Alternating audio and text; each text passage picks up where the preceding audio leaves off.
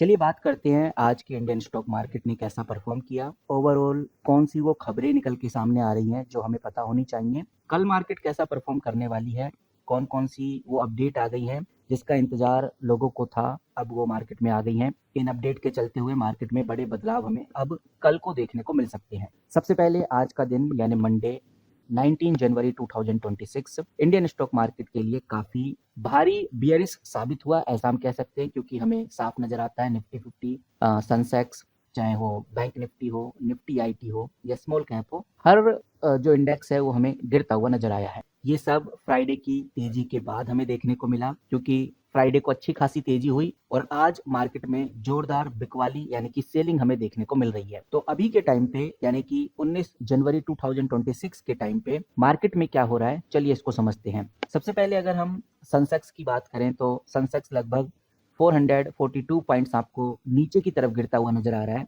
और वहीं अगर हम निफ्टी 50 की बात करें तो निफ्टी 50 25,550 के लेवल को टेस्ट करता हुआ नजर आ रहा है।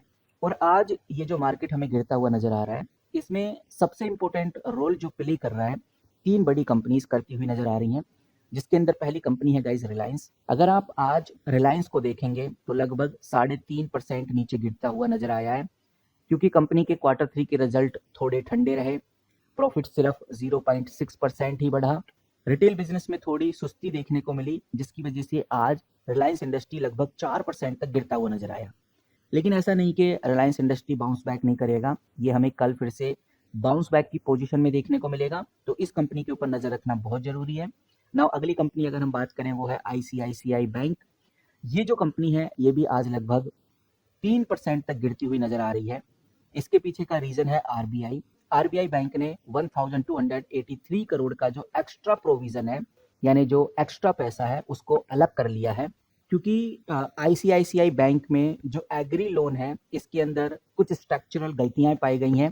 अब जब आरबीआई बैंक ने बोला है कि 1283 करोड़ का जो अमाउंट है उस पैसे को अलग रखना है, तो इस वजह से कंपनी का जो प्रॉफिट मार्जिन है उस पर काफी ज्यादा असर पड़ता हुआ नजर आ रहा है। और प्रॉफिट कम होने की वजह से आज इन्वेस्टर 2.73% डाउन कर दिए हैं इस कंपनी के शेयर को। तो इसीलिए आज आईसीआईसीआई बैंक में हमें ये डाउनफॉल देखने को मिल रहा है।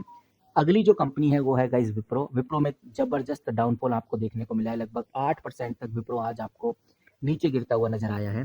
इसके पीछे कंपनी के क्वार्टरली रिजल्ट्स को बताया जा रहा है, इसके पीछे विप्रो को लेकर आ रही अपडेट्स को बताया जा रहा है। अब देखते हैं कि विप्रो आगे कैसा परफॉर्म करता है। फिलहाल जिस तरह से विप्रो में हमें ये डाउनफॉल देखने को मिला है, इसके पीछे मल्टीपल रीजन है। आप चाहें तो ये वाले आर्टिकल्स को कंटिन्यू रीड कर सकते हैं। बाकी गाइज विप्रो के ऊपर हम आगे डिस्कस करेंगे। नाउ आईपीओ धमाके की अगर हम बात करें तो ये एक अच्छी खबर है, जिसके अंदर आज मार्केट में बीसीसीएल यानी भारत कुकिंग कोयल लिमिटेड का आईपीओ आ चुका है।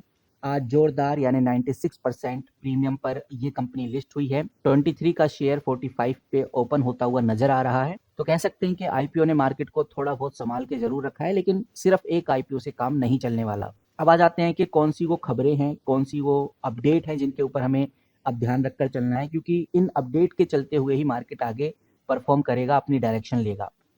सबसे पहला जो अपडेट है जिसके ऊपर हमें नजर रखनी है वो है ट्रंप का ग्रीनलैंड फैक्टर।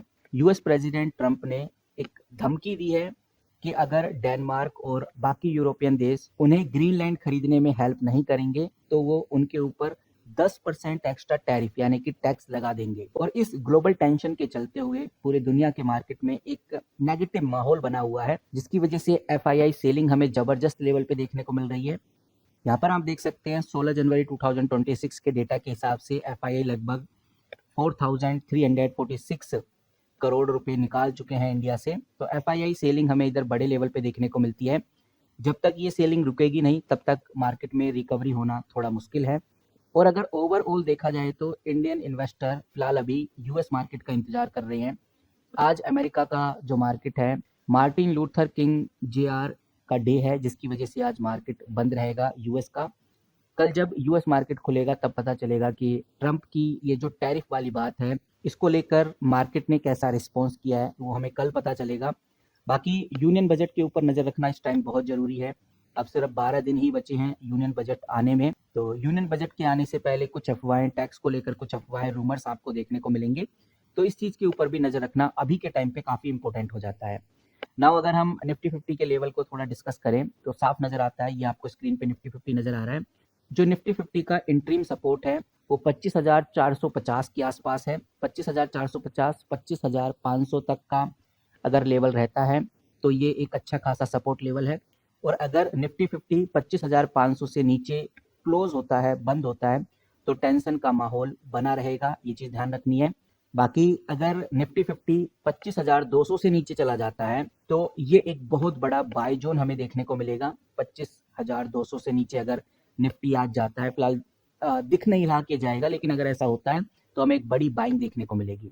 वहीं रेजिस्टेंस भी है 25,850 का। 25,850 से ऊपर निफ्टी 50 फिलहाल अभी जाने वाला नहीं है, बिकॉज वो एक हाई रेजिस्टेंस लेवल है। तो देखते हैं कि मार्केट अब आगे कैसा परफॉर्म करता है, कौन सी खबरें हमें आगे देखने को मिलती हैं। फिलहाल इस वीडियो में इतना ही। जैसी कोई नई खबर, कोई नई अपडेट आती है 19 जनवरी 2026 को लेकर, तो मैं आपके साथ जरूर शेयर करूंगा। मिलते हैं किसी नए वीडियो के साथ, तब तक के लिए take care and good bye.